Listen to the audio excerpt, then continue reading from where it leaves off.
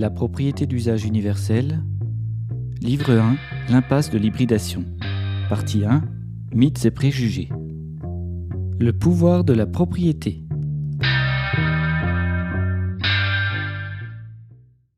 Si j'insiste sur la propriété, et si j'en ai fait le sujet principal de mon exposé, c'est parce qu'elle représente un levier de pouvoir d'une extrême puissance, à la fois sur le plan individuel, mais aussi sur le plan macroéconomique. Le mode de propriété d'une société fixe les règles primitives d'une répartition de la richesse, dont le mode de production découlera avec les conséquences qu'on devine facilement. La propriété engendre un rapport social par la définition de zones de droits et de devoirs, concrètes ou abstraites, soumises à la régulation institutionnelle. Souvent incarnée par l'État, cette régulation a pris des formes très différentes dans le temps. Sa version actuelle, issue du droit romain, puis de la monarchie, puis de la bourgeoisie, puis des besoins des marchés financiers, vise à marginaliser la propriété d'usage en gravant dans le marbre les règles de la fructification rentière de la propriété lucrative. Néanmoins, les générations qui hériteront de la planète après 3 siècles de propriété lucrative risquent d'être copieusement fâchées. Elles le sont déjà, sans réussir pour l'heure à désigner leur ennemi. Peut-on leur en vouloir de refuser de poursuivre un modèle qui les laissera grandir dans un monde criblé de dettes, soumis à des stress climatiques récurrents, avec de moins en moins de ressources naturelles pour y remédier? Nous ne pouvons plus continuer d'accepter la délégation de l'usage de la propriété pour générer la rente, car les conséquences sont trop négatives pour la planète et pour les hommes. Ce mécanisme nous a menés là où nous sommes, à se poser la question de la survie de l'espèce. Ceux qui ont voulu consumer la vie, utiliser le travail humain pour s'enrichir à travers les 2 grandes idéologies des 2 siècles derniers, ont ravagé la société humaine jusqu'à sa mise en péril. Le point commun aux 2 grands régimes se trouve dans leur disposition à concentrer la propriété, car la propriété assure le pouvoir. Nous avons vu que le communisme historique est un régime de propriété étatique centralisé. Le capitalisme et le fascisme, des régimes hybrides de propriété basés sur la rente et la transmission patrimoniale de la propriété lucrative. Dans tous les cas, on constate une concentration inouïe de la propriété entre un faible nombre de mains, donc une concentration inouïe du pouvoir.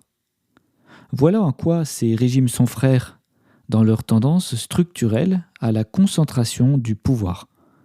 La propriété est une chose qui doit se diffuser dans la société, auquel cas on se dirige vers une forme de domination. Pour se défausser de leur incapacité à s'empêcher de détourner les richesses du peuple, ces régimes concentrationnaires de la propriété, donc du pouvoir, ont accusé toutes sortes d'ennemis de les empêcher de réaliser la promesse de la prospérité éternelle. D'ailleurs, la fabrique de l'ennemi a maintenu dans l'effort des populations entières, dans le vide ontologique ou la guerre, pour épargner au régime d'avoir à se remettre en cause. Depuis la chute du mur de Berlin, les règles de répartition dominantes proviennent de la mondialisation du paradigme de la propriété lucrative dans sa version néolibérale. Sa variante transhumaniste ne change rien au fait que ce système se base entièrement sur la rente obtenue par un abus de position dominante, autorisé par des lois sur la propriété conçues pour. Au début du XXIe siècle, la propriété privée lucrative s'applique sur tous les continents, y compris dans certains pays dits communistes historiques, plaît aux puissants qui l'utilisent pour s'enrichir. Le principe du louage aux pauvres s'est généralisé, mondialisé. Et ces penseurs ont formalisé leur manière particulière de concevoir le libéralisme économique à travers le marché lucratif, partout et pour tout. Ils ont inventé la notion de main invisible, donc Dieu, qui régule le marché. Pour des croyants, n'y a-t-il pas d'argument plus puissant que l'argument divin? Pourtant, lorsqu'on cesse de se poser la question du pourquoi, l'argument divin ne nous épargne pas de fournir l'effort de comprendre le comment. Le fascisme, variante du capitalisme hybridé, fut expérimenté à grande échelle par Benito Mussolini en Italie, puis sous le Troisième Reich d'Adolf Hitler. Chassé par la porte, il revient par la fenêtre, s'insinue en douceur, pas à pas dans le mouvement néolibéral. On peut le définir comme étant la forme autoritaire à dérive eugéniste de la propriété lucrative. La dérive eugéniste s'incarne aujourd'hui dans le transhumanisme et sa volonté de créer un homme augmenté par des prothèses lucratives, un surhomme lucratif.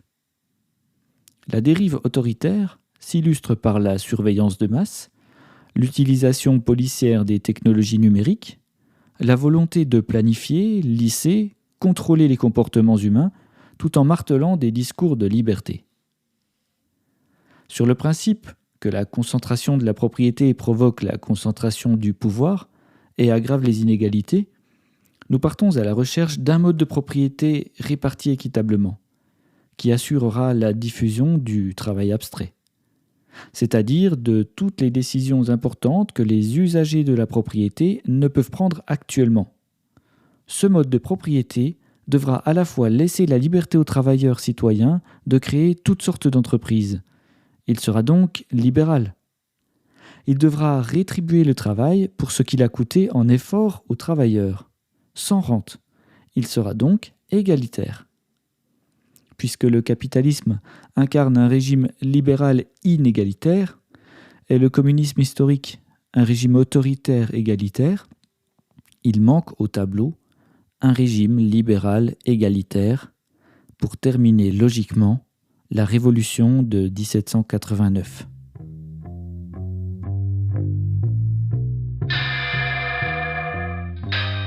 Retrouvez le texte intégral sur lapropriétédusage.com.